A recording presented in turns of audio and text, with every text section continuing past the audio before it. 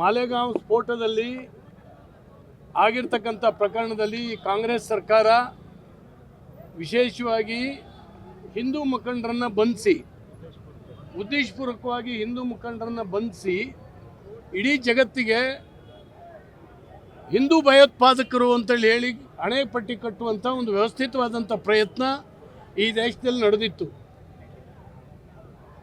ಹಿಂದೂ ಯಾವತ್ತೂ ಕೂಡ ಭಯೋತ್ಪಾದಕ ಆಗಲಿಕ್ಕೆ ಸಾಧ್ಯನೇ ಇಲ್ಲ. ಹಿಂದೂಗಳಷ್ಟು ಸಹನಶೀಲತೆ, ಅಹಿಂಸಾ ತತ್ವ ಇವು ರಕ್ತಗತವಾಗಿ ಬಂದಿದೆ.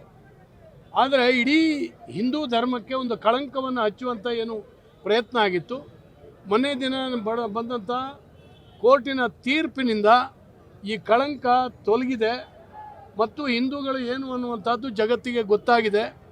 ಕಾಂಗ್ರೆಸ್ಸಿನ ಈ ಕುತಂತ್ರ ಇವತ್ತು ಮುಸ್ಲಿಂ ಭಯೋತ್ಪಾದನೆ, ಬೇರೆ ಬೇರೆ ಭಯೋತ್ಪಾದನೆಗಳನ್ನ ಕಾಂಗ್ರೆಸ್ ಸಹಿಸಿದೆ. ಈ ದೇಶದ ಮಾನವನ್ನು ಅಡವಿಟ್ಟಿದೆ, ಅದು ಏನೂ ಮಾಡಲಿಲ್ಲ. ಹಾಗಾಗಿ ಹಿಂದೂ ಭಯೋತ್ಪಾದನೆ ಅಂತ ಹೇಳುವಂಥ ಒಂದು ದೊಡ್ಡ ಹುಯಿಲನ್ನು ಹಬ್ಬಿಸಿ ಇತ್ತು. ಅದಕ್ಕೆ ನ್ಯಾಯಾಲಯ ಒಂದು ಸರಿಯಾದಂಥ ತೀರ್ಪನ್ನು ಕೊಟ್ಟಿದ್ದಾರೆ.